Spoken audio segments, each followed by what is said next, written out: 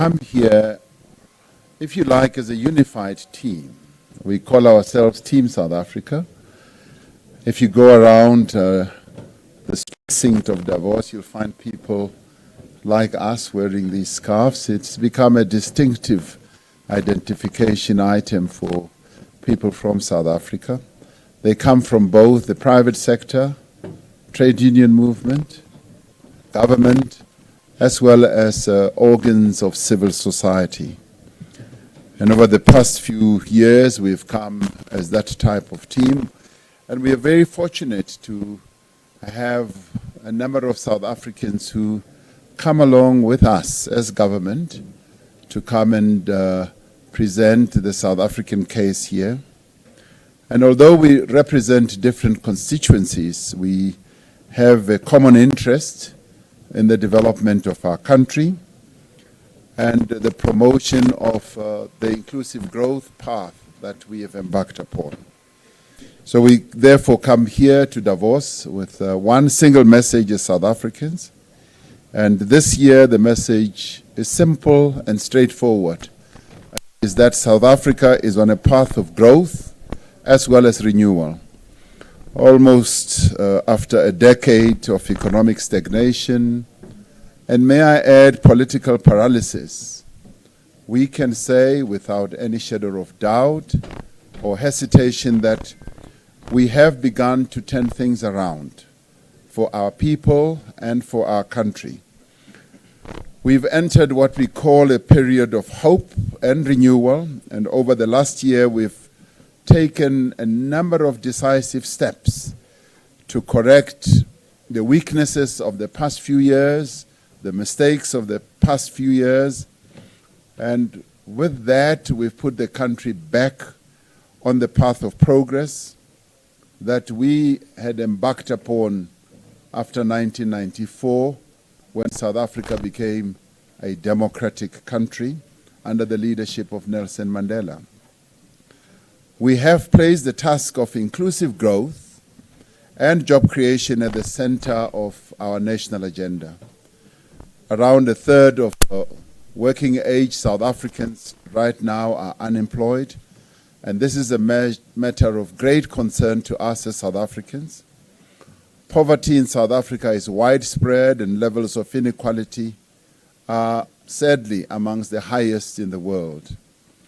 We recognize that we cannot create work on any meaningful scale unless we grow the economy at a far greater pace. And for that we need a number of things to be in place.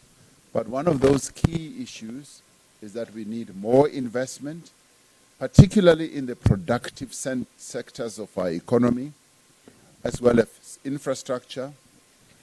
But we want to underpin that with a vigorous program of skills development, thereby developing the human capabilities of South Africans and make them ready to be able to engage, to work in the technologically changing world on an ongoing basis.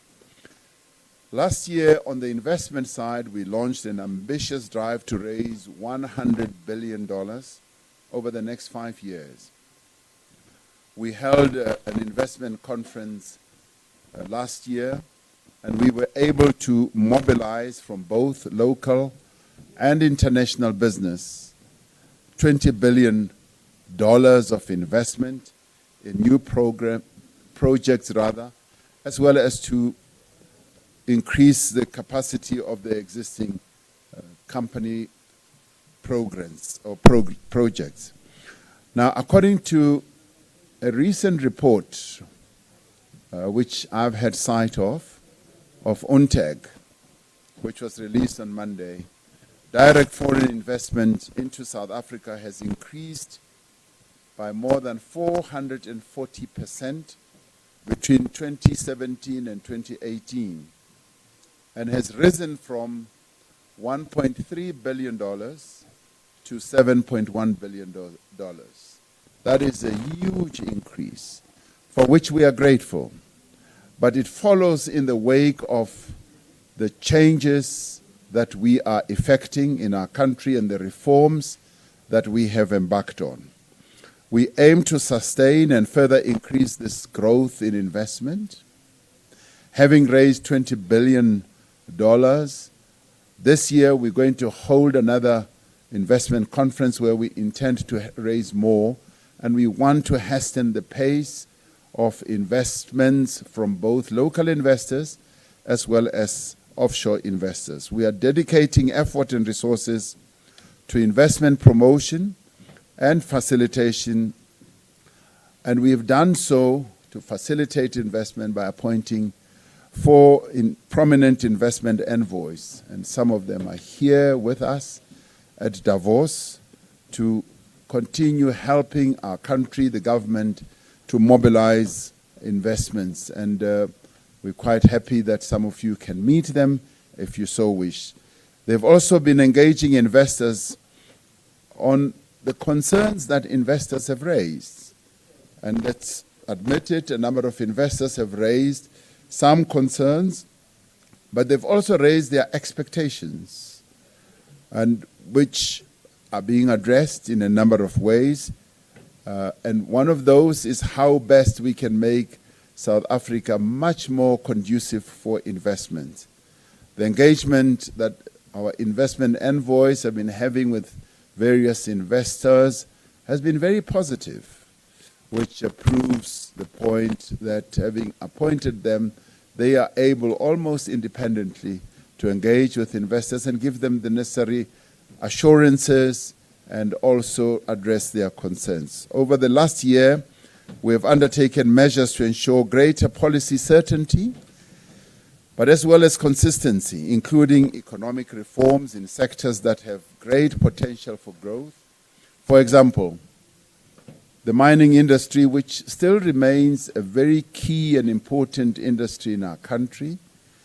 We were able to finalize a new mining charter that balances the need for transformation with the imperative for new investment in an industry that, despite the difficulties that it has had in the past, could be growing and creating jobs. And one of the areas that we have sought to focus on is to regenerate exploration in the mining industry, because South Africa still has huge reservoir of minerals, and we believe that a number of minerals still remain untapped. So we want to see more and more exploration in our country.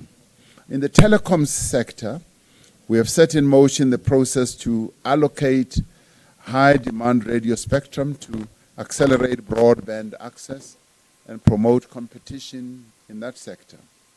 In the energy sector, we have signed long outstanding agreements with independent power producers for another round of renewable energy projects, and have published a new energy plan for the country for public consultation and participation.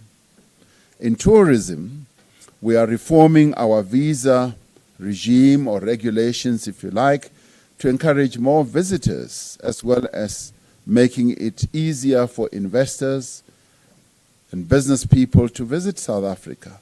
And we're opening our country for an influx of more tourists who would like to come and visit our beautiful country. And in the wake of the recession in the first half of 2018, we announced an economic stimulus and recovery plan to reignite growth in our economy.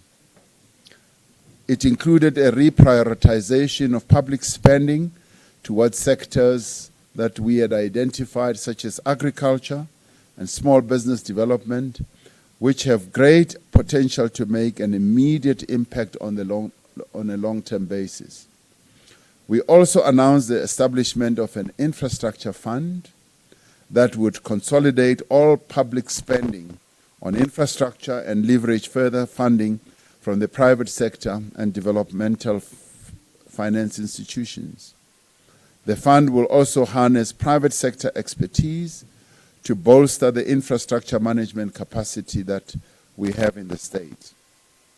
Now, South Africa has emerged from what we termed the technical recession that we had earlier in 2018.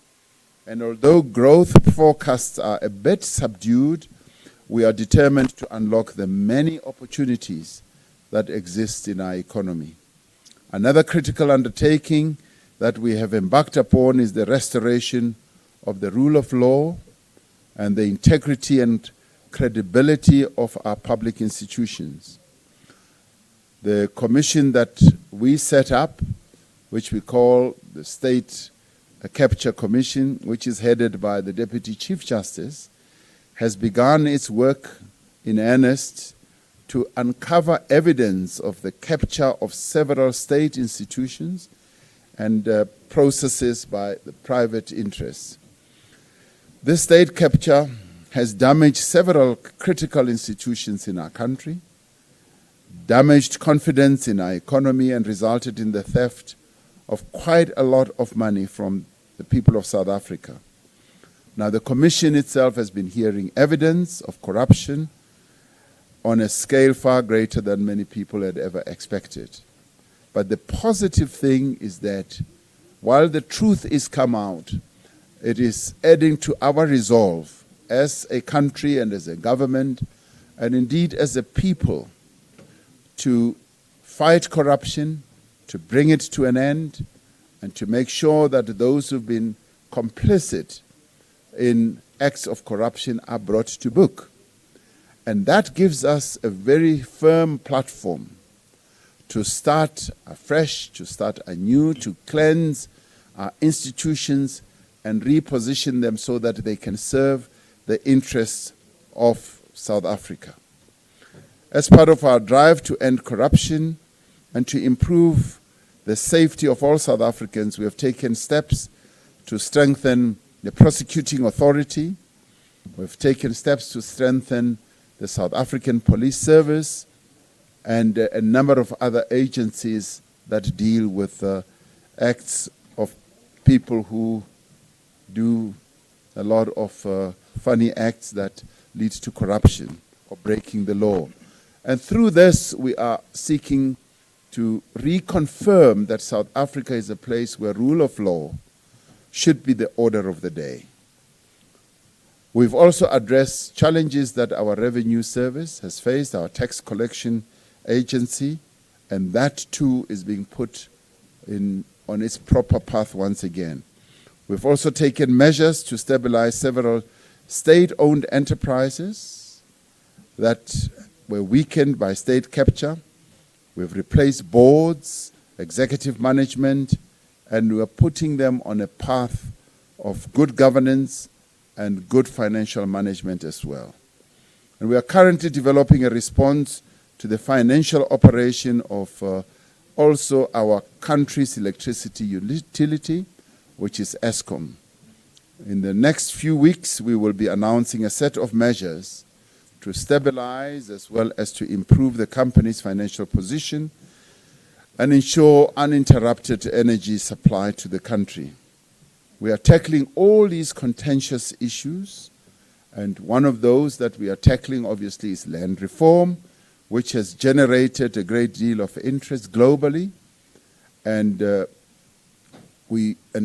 has also generated a lot of debate inside the country.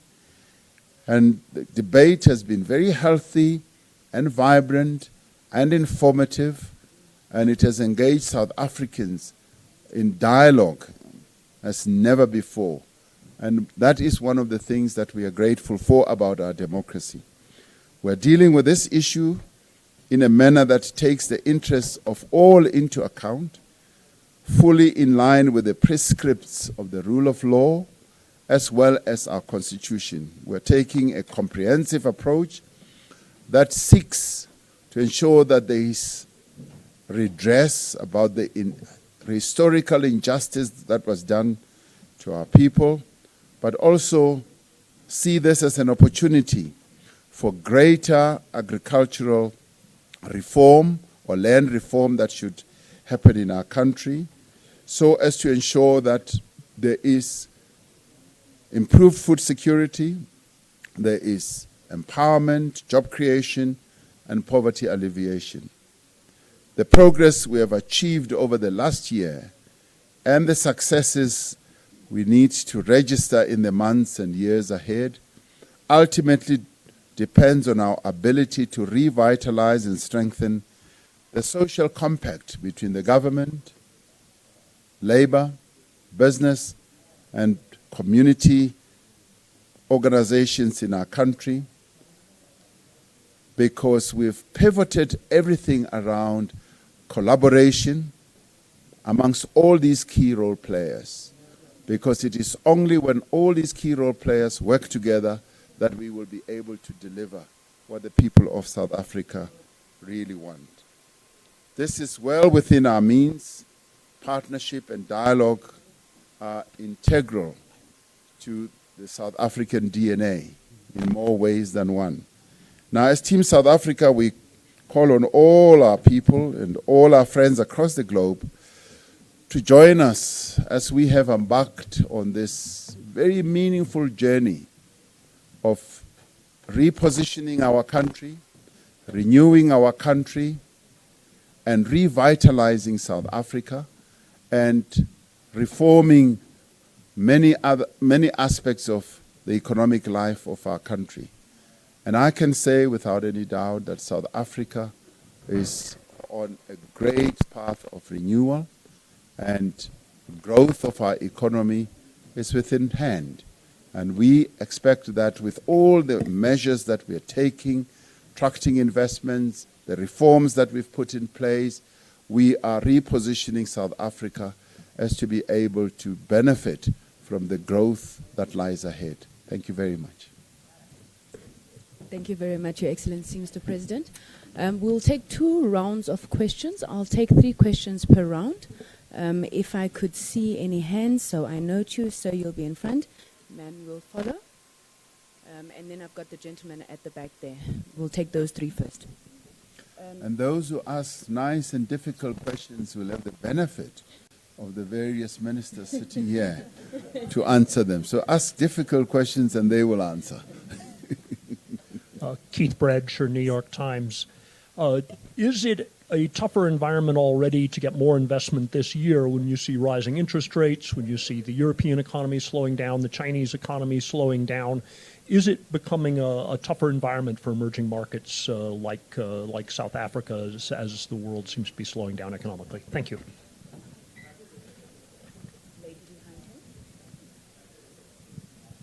Three quick ones.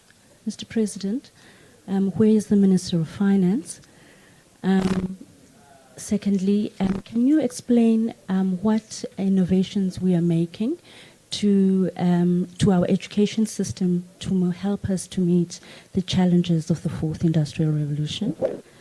And then thirdly, with regards to the efforts by our society and our state and many others to restore the rule of law in the country, are you not worried about the attempts in South Africa to collapse the State Capture Commission through a sea of fake news and various other subterfuge measures? The gentleman right at the back. That's a question for the President. It's Mark Bendai from Reuters. The first question is about land reform. When you plan to implement land reform, and how you managed to do that and still realise your goal of economic growth this year. And secondly, I understand the ANC wants the Reserve Bank's mandate to be expanded. So I'd like your thoughts on that and how you'd plan to retain central bank independence. Thank you. Thank you very much. I'll allow the Commander-in-Chief to marshal the forces who will answer. Okay.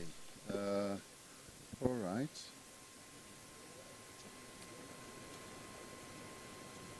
Minister Patel will take the first one, how we intend to marshal growth in a world that is declining.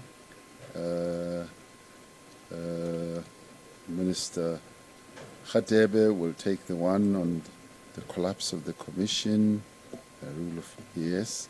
The Minister of Finance is in another session, so he has not gone AWOL. He's busy as we speak. We were with him in another session earlier and another session. And when you're a Minister of Finance, you're pulled in all directions. So he's working just as hard as all of us are working. So he has not gone AWOL. Yes, we'll divide the questions like that, and I'll answer the land reform one. Minister Patel? Thank you very much, Mr. President. And to answer Mr. Bradshaw's question, the global environment is clearly more fragile for growth, but within that environment there are opportunities. The IMF projections is that growth would still be at 3.5% globally, but with significant variations across the global economy. The UNCTAD report that the President referred to, I think, illustrates this very, very well. Globally, foreign direct investment is down. In fact, quite sharply. If you take the global storyline, it's down by 19%. But if you take the South African story, it's been a significant increase. If you take developed countries as a whole, it's down by something like 40%. But if you take developing countries, it's up by 3%. And the point I'm trying to illustrate is within this more complex environment, and given that, yes, the aggregates are more fragile, we need to find opportunity. So what South Africa has done is it's put its focus on attracting foreign direct investment. We think there's been an investment gap that we're addressing now. So there's a little bit of traction that we can play on in 2019, 2020, probably for the next 3-4 years. Secondly, we're focusing on expanding production and trade within the African continent. The launch of the Continental Free Trade Agreement provides, I think, significant fuel for domestic growth in the next few years. The third area is we've revamped our approach to infrastructure investment, greater partnerships with the private sector, but also just unblocking, getting things moving, and that is a source of growth. And of course, in a rapidly urbanizing environment, and South Africa is a rapidly urbanizing society, there are new sources of demand which some of our companies are exploiting. So I think you're right in pointing to a broadly tougher environment, but within that, the trick is to find the tailwinds that can power our economy. Thank you. Mr. Khadebe? Thanks, Mr. President. The rule of law in South Africa is going ahead. We've moved a great deal from the apartheid era of a rule by law to a rule of law. As we have noticed since last year, the President has been very aggressive in attending to all those lapses in terms of public institutions, especially those that are in charge of the rule of law. He has already indicated about the Zondo Commission, the Deputy Chief Justice, which is heading a commission for state capture. There was this new Kent Commission as well into SARS. There is currently as well the current commission to look at officials in terms of the National Prosecuting Authority. So that's an indication that we are moving very steadfast in ensuring that we restore confidence of all these public institutions. The Minister of Police, Cyril, has been very aggressive in fighting crime and corruption with the reinstatement of many specialized units to fight against gangsterism, as we have seen in the Western Cape in particular and in Johannesburg, where the President has recently appointed the new Director of Public Prosecutions, who's beginning on the 1st of February, as yet another indication that we are very serious about fighting crime and corruption in South Africa. But all this will not happen if there's no partnership and collaboration with communities, because where crime occurs, somebody, what is happening. We want to ensure that collaboration with communities, with business, with labor, ordinary South Africans, we can go a long way in uprooting corruption and crime from the rest of society. So those that spread fake news, they will have no place to hide. Thank you. Thank you. Minister Gordon on the Reserve Bank issue. Thank you, Mr. President. The South African Reserve Bank has its mandate clearly defined in the Constitution and its independence as well. So the first thing we want to confirm is that as far as government is concerned, and many of the stakeholders, if not all in South Africa, the operational independence of the Reserve Bank is sacrosanct. Nobody will interfere with that. The second, in respect of the mandate, the Constitution makes it clear that its mandate is price stability in the interest of balanced growth. But equally importantly, when the Great Recession affected South Africa in 2009, in 2010, a letter was sent from the Finance Ministry to the Reserve Bank asking it to be mindful of exogenous factors, with particular reference to growth and employment issues as well. So it takes that into account, as the Governor has been repeatedly saying in its various considerations. So as far as we're concerned, no interference in the operational independence of the South African Reserve Bank, or any doubt about that as well. The one question that does arise in South Africa, because we're one of the, I think the President says, 6 countries in the world that has some level of public participation in the shareholding of the South African Reserve Bank. And there's over a long period of time been some problematic issues in relation to that have raised concerns. And the object there at some stage is that the Reserve Bank should be carefully managed in the public interest. Thank you.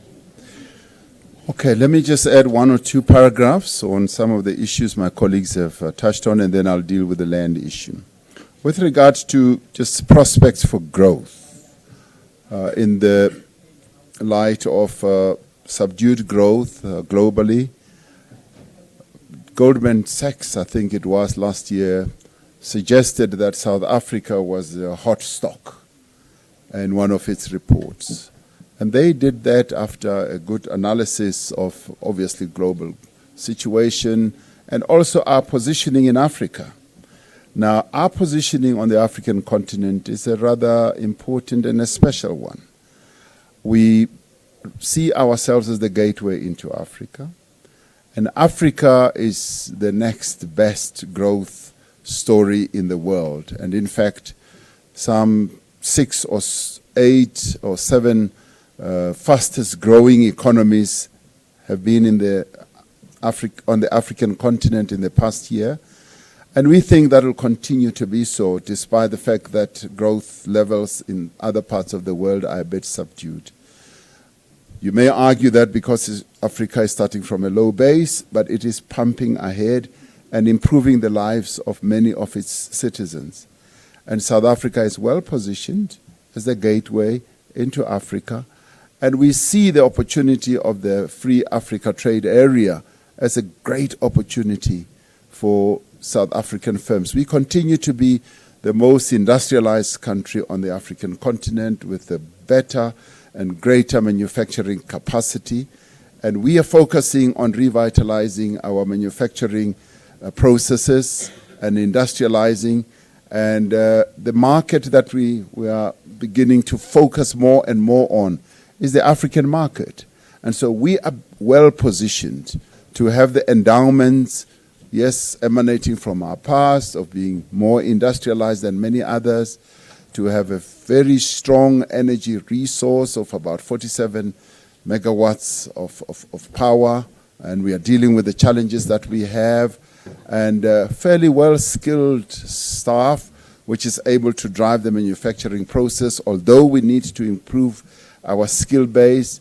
So we think all that, and the fact that in the recent past we've been able to attract investors into our country, and we intend to do so based on the investment drive that we're pushing ahead with, I think that positions us well. So even as other parts may not grow, we think we should still be able to have a good measure of growth. On the Zondo Commission, what is pleasing is that we've got not only an independent judiciary, but we've got what I call a headstrong judiciary. A judiciary that will not cow down to being intimidated, a judiciary that has fierce commitment to the rule of law, which will not allow any task they've been given to collapse in their hands. The Zondo Commission, much as various machinations are underway to either seek to undermine it, to release information in an improper manner, is not going to allow that commission to collapse, nor will we, as the government, allow that commission to collapse. That commission is very important in the life of South Africa because it is executing a very important and historical task of getting South Africa to go to the bottom of what really happened with state capture. And it may well be a cathartic moment for South Africa, but it is also a moment of truth. And we also want it to be a moment of redemption. So we see the commission, the Zondo Commission, as being a moment of truth for us as South Africans, but also it must be a moment of redemption so that we put right what went wrong in the past and never, ever, ever again have the spate of corruption that is being revealed through the Zondo Commission. And our judges are very strong. We had another commission into SARS, which other people also wanted to collapse, with a whole range of challenges, court-wise and demonstration-wise. And the judge, former Judge Nugent, was very firm. He was very, very committed to executing and finalizing his task. So I do not expect the commissions that we've put in place to be intimidated, to be cowed down with all these attacks and things that are happening. We want those commissions to finish their work and to produce the result that the people of South Africa expect.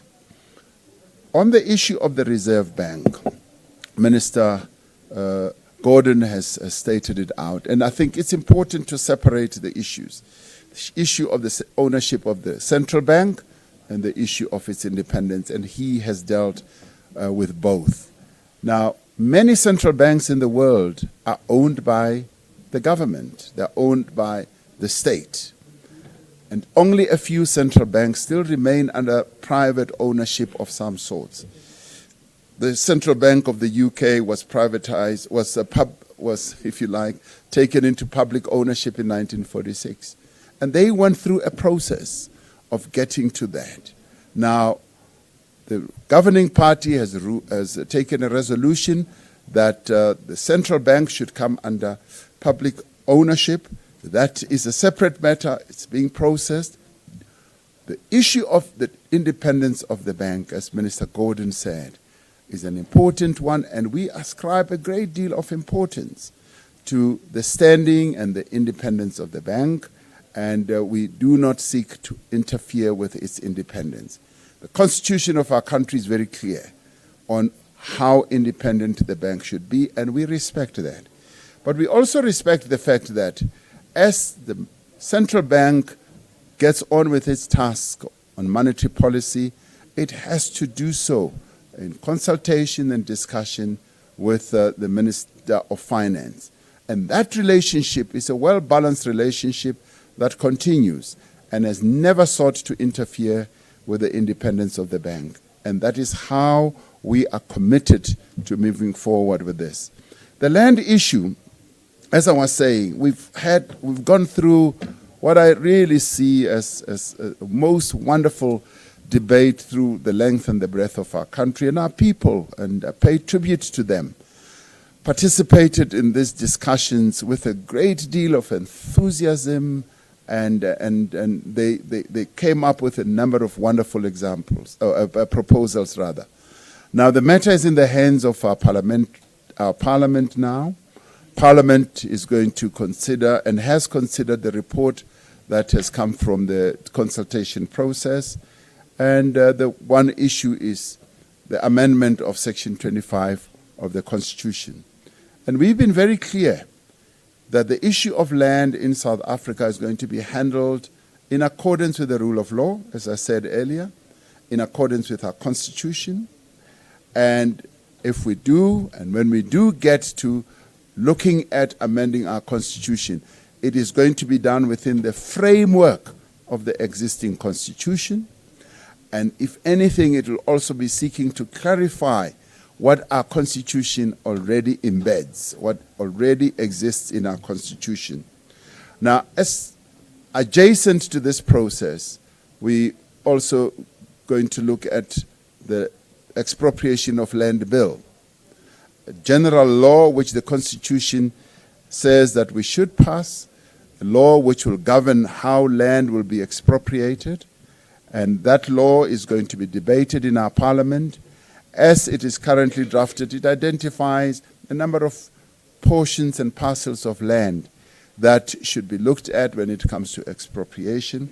Now, the ownership of land that we envisage is classified in a number of pockets, which is we envisage private ownership of land, secondly, public ownership, ownership by trust, and communal ownership. And all this will be done in seeking to ensure that there is security of tenure, not only for a few South Africans, but all South Africans. Our past regime of land ownership only gave security of tenure to a few South Africans. And we are saying, in order to have social justice, in order to be equitable to all the people of South Africa, security of tenure must be made available to all the people of South Africa. And as we do this, we will deal with the process of land reform in terms of our constitution. And this we have articulated in various forums throughout the world and given clear assurances that we are not going to allow land grabs in South Africa. Land reform is going to be handled in terms of our constitution, but as it is being handled, we are going to take care that those of our people who were denied the right to own land get equity. Everything should be done on an equitable basis. And that is the only way we can ensure that South Africa does indeed become a prosperous country where all the people of our country do benefit from what South Africa has to offer in the way of a better life for all. So I think we are on a good path. And when investors, let me add and conclude on this, when investors have heard our approach on the issue of land, they have been rather relaxed because we've been very honest, open, and straightforward. And we have not had any hidden agenda. And I would say it is for that reason that at our investment conference, we were able to talk to investors about our approach to land reform, and they were able to make commitments that came up to $20 billion because the land issue has ceased to be the ugly ogre that many people thought it would be. It isn't. It is very much in line with our transformation process of making South Africa better, of making it an investable destination. And I think it's important to look at the land issue in that way. And I conclude by saying we are a country that has always handled challenges in an orderly manner. The DNA that was bequeathed to us by Nelson Mandela continues, and we will continue on that path. Thank you. Thank you. Ladies and gentlemen, we are running out of time, so please keep it to one question each. We're already over. Are there any hands on this side? I haven't taken any here. Ma'am, you'll be the first one. You'll be the second one, and then, sir, you'll be the last. Yes. Sorry, the lady in front is the first one. Thank you very much, Honourable President and Team South Africa. I'm Audrey Senekal-de-Wet from Business Report. The question is, I know that the Post Office applied for a license to form the State Bank. When can we expect an announcement in that regard? And who would be the stakeholders involved? Thank you. Who would be there? The stakeholders involved. Oh, okay. It is Fifi from CNBC Africa, Mr. President. How has Davos been like for you in terms of raising investments? I know that there's quite a bit of interest in South Africa's renewable energy space. Perhaps, Minister Khatebe, you can add to that. The $20 billion in commitments that you referred to investors making at the SA Investment Conference last year. So global conditions have changed a little bit. We've had the IMF recently downgrading growth forecasts for the global economy. How worried are you that those commitments might not be realized? Sorry, last one. Since the Minister of Finance isn't here, Minister Patel,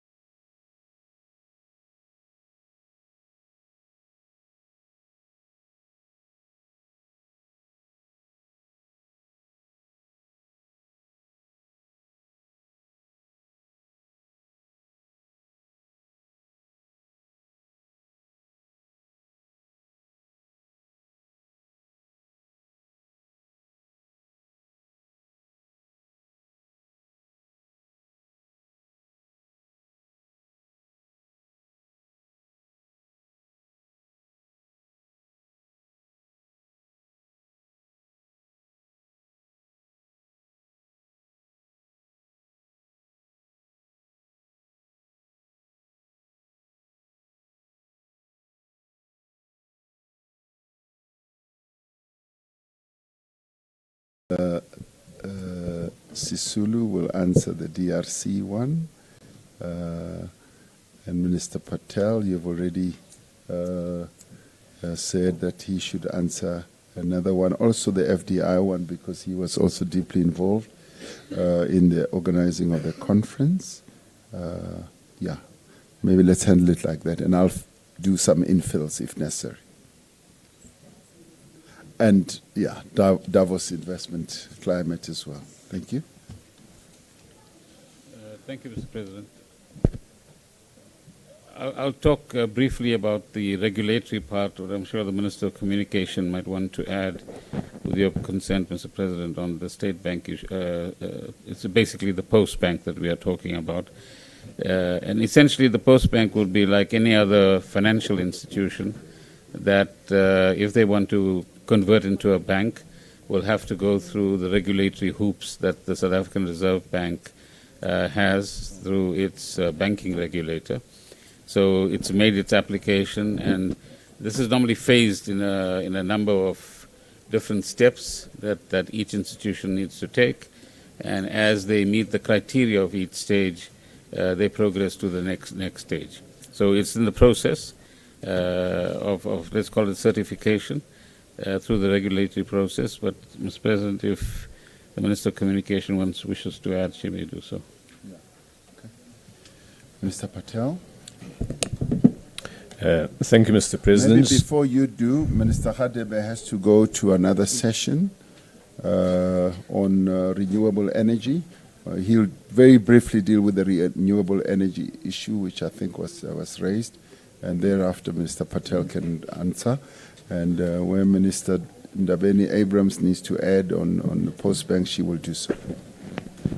Thanks, Mr. President. Just quickly, on renewable energy, when President were here last year, there was a lot of talk about renewable energy and the whole issue of uncertainty in terms of the direction.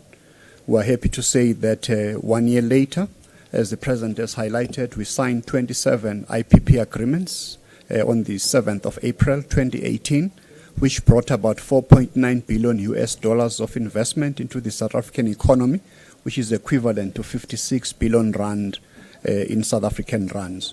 Going forward, as the President has alluded to, we are finalizing the integrated resource plan, but according to the draft that we released in August 2018, there is a strong showing of renewable energy, in particular solar, as well as wind and other complementary technologies that we're going to be seeing. But I cannot predict what Cabinet will decide, but I'm very confident that renewable energy, which is the future, where I'm rushing to, Mr. President, to deal with the energy transitions, not only in South Africa but across the globe. So there's a lot of appetite in terms of investors into the South African economy to bring in those technologies so that we can be able to pump the South African economy. Thank you. Thank you, Minister. Minister Patel. Thank you, Mr. President. Let me start with the investment conference outcomes.